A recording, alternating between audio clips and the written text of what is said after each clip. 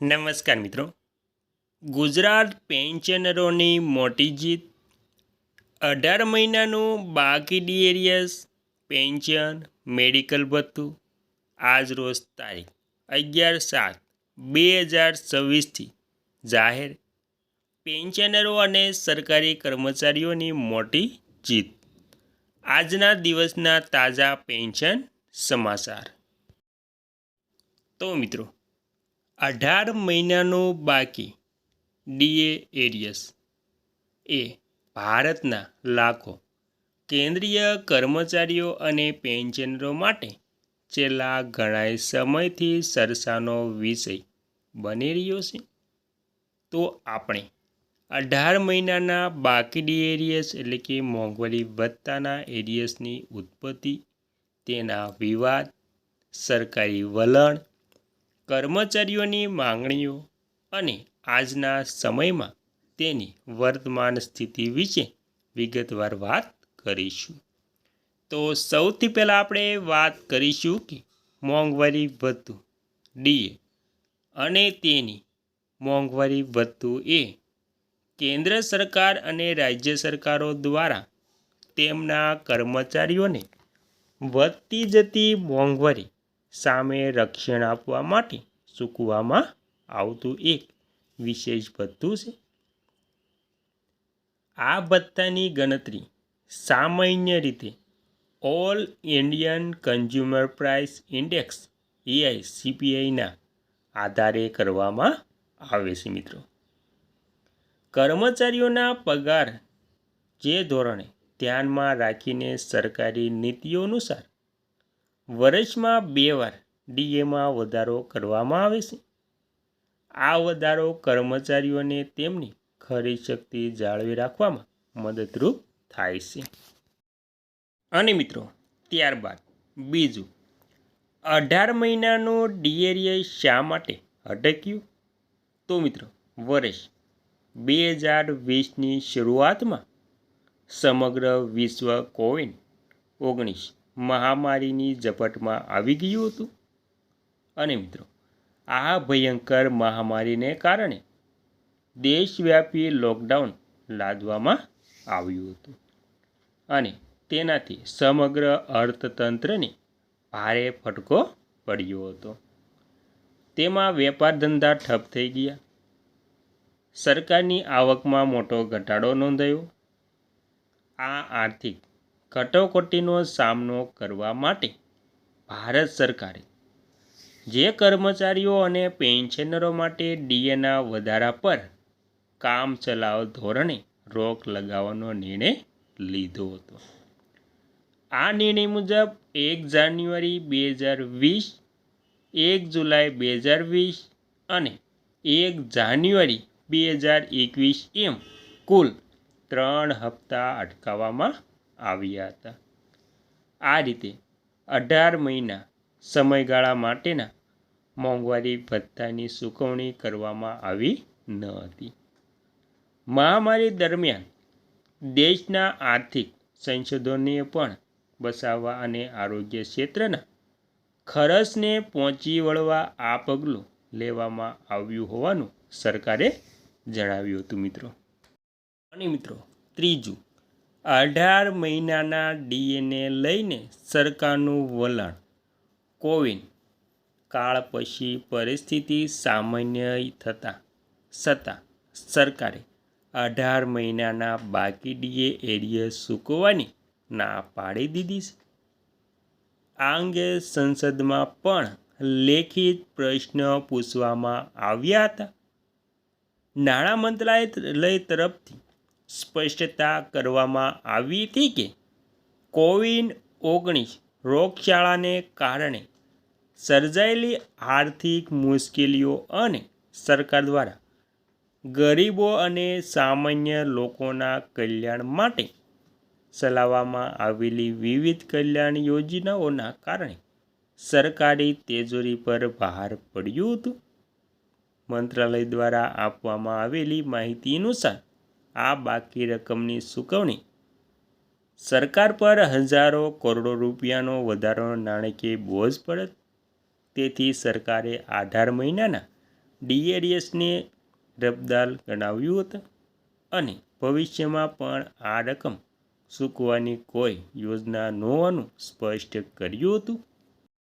અને મિત્રો ત્યારબાદ ચોથું, કર્મચારી સંગઠનો અને પેન્શનરોનો વિરોધ. સરકારના આ નિર્ણયથી દેશના લાખો કેન્દ્રીય કર્મચારીઓ અને પેન્શનરોમાં ભારે નારાજગી જોવા મળી હતી.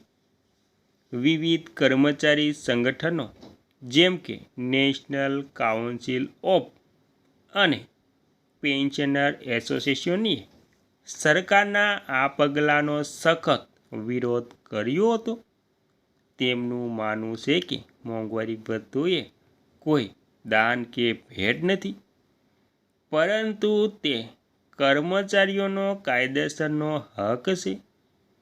કર્મચારી નેતાઓનું કહેવું છે કે મોંઘવારી સતત વધી રહી છે અને તેવા સમયે અગાઉના 18 મહિનાનું અટકેલું ભથ્થું ન મળવું એ કર્મચારીઓ અને પેન્શનરોના આર્થિક હિતો પર સીધો ઘા સમાન છે. ઘણા નિવૃત્ત કર્મચારીઓ માટે પેન્શન જ આવકનો એકમાત્ર સ્ત્રોત હતો અને મોંઘવારીના આ સમયમાં આ એરિયસની રકમ તેમને ખૂબ જ મદદરૂપ થઈ શકે તેમ હતી. ત્યારબાદ મિત્રો કાનૂની લડત. અદાલતના દરવાજા.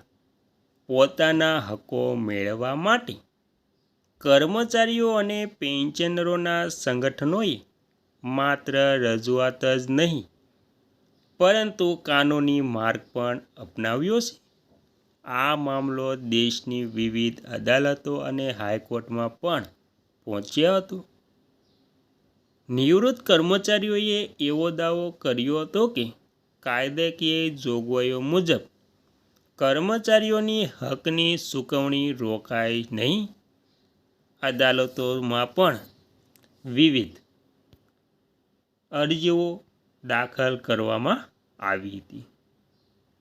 સરકાર દ્વારા લેવાયેલો એકતરફી નિર્ણય ગેરકાયદેસર છે. જોકે સરકારે દરેક મંચ પર પોતાની આર્થિક મજબૂરીઓ અને નીતિગત નિર્ણયોનો હવાલો આપીને પોતાનો બચાવ કર્યો હતો.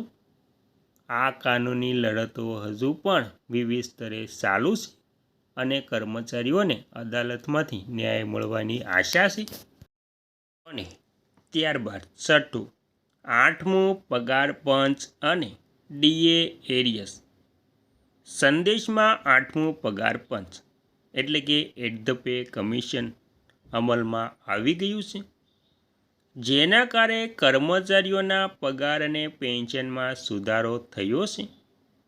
8મા પગાર પંચની રચના સાથે કર્મચારીઓની જૂની માંગણીઓને ફરીથી વેગ મળ્યો છે. કર્મચારીઓનું માનવું છે કે જ્યારે નવું પગાર પંચ લાગુ થઈ ગયું છે ત્યારે જૂના 18 મહિનાના ડીએડીએસના પ્રશ્નનું પણ યોગ્ય નિરાકરણ લાવવું જોઈએ. જો કે સરકારનું ધ્યાન અત્યારે નવા પગાર પંચની ભલામણોને યોગ્ય રીતે લાગુ કરવા પર છે. પેન્શનર સંગઠનો પણ સતત સરકાર સમક્ષ માંગણીઓ કરી રહ્યા છે કે 66 વર્ષથી ઉપરના વરિષ્ઠ પેન્શનરોને આ બાકી રકમ ચૂકવીને રાહત આપવી જોઈએ, પરંતુ સરકારના વલણમાં હજુ સુધી કોઈ મોટો ફેરફાર જોવા મળ્યો નથી મિત્રો. અને મિત્રો ત્યારબાદ 7મું, નાણાકીય સમીકરણો અને સરકારની મજબૂરી. આર્થિક નિષ્ણાતોના મતે આ 18 મહિનાના ડીએની રકમ ઘણી મોટી છે અને તેને એકસાથે ચૂકવવાથી દેશની રાજકોષીય ખાત પર અસર થઈ શકે છે. સરકાર હંમેશા ફુગાવાને નિયંત્રિત રાખવામાં અને દેશના વિકાસ કાર્યો માટે નાણાંની વ્યવસ્થા કરવા વચ્ચે સંતુલન જાળવવાનો પ્રયાસ કરતી હોય છે. સરકારની દલીલ એ પણ છે કે જો કેન્દ્રીય કર્મચારીઓને આ એરિયસ આપવામાં આવે તો દેશભરના રાજ્ય એટલે કે દેશભરના રાજ્ય સરકારી કર્મચારીઓ અને અન્ય સંસ્થાઓના કર્મચારીઓ પણ સમાન લાભની માંગ કરશે. આનાથી રાજ્ય સરકારોની તેજોરી પર મોટું ભારણ આવી શકે છે. આ વ્યાપક આર્થિક પરિબળોને ધ્યાનમાં રાખીને સરકારે અત્યાર સુધી આ રકમ ન ચૂકવવાનો કઠોર નિર્ણય જાળવી રાખ્યો છે. અને વર્તમાન સ્થિતિ અને અપેક્ષાઓ. વર્તમાન વર્ષમાં 18 મહિનાના ડીએડીએસની ચૂકવણીને લઈને અનિશ્ચિતતાઓ પ્રવર્તી રહી છે. એક તરફ નાણાં મંત્રાલયે સંસદમાં સ્પષ્ટ ના પાડી દીધી છે, તો બીજી તરફ કર્મચારી સંગઠનોએ આ મુદ્દો છોડ્યો નથી. તેઓ સમયાંતરે કેન્દ્રીય મંત્રીઓ અને વડાપ્રધાન કાર્યાલયને આવેદનપત્રો આપી રહ્યા છે. કેટલાક રાજકીય વિશ્લેષણનું માનવું છે કે ચૂંટણીના વર્ષોમાં સરકાર કર્મચારીઓની નારાજગી દૂર કરવા માટે મધ્યમ વર્ગ પણ કાઢી શકે છે. ઉદાહરણ તરીકે, આ રકમ એકસાથે ન ચૂકવાતા તેને પ્રોવિડન્ટ ફંડ પીએફમાં જમા કરાવવી અથવા તો અમુક ચોક્કસ કેટેગરીના કર્મચારીઓ જેમ કે ઓછા પગારવાળા વર્ગ અથવા તો વરિષ્ઠ પેન્શનરોને તેનો લાભ આપવો જેવા વિકલ્પો પર વિચાર થઈ શકે છે. અને ડીએડીએસનું આર્થિક મહત્ત્વ. એક સામાન્ય કર્મચારીઓના દૃષ્ટિકોણથી 18 મહિનાના ડીએડીએસની રકમ ખૂબ જ મહત્ત્વ ધરાવે છે. આ રકમ કર્મચારીઓને તેમના અંગત લક્ષણો અને જેમ કે બાળકોનું ઉચ્ચ શિક્ષણ, ઘરનું સમારકામ અથવા તો કોઈ કટોકટી માટે મદદરૂપ બની શકે. કોરોના કાળમાં મોંઘવારી ખૂબ જ વધી ગઈ હતી અને કર્મચારીઓએ પોતાનો બચત નાણાં વાપરી નાખ્યા હતા.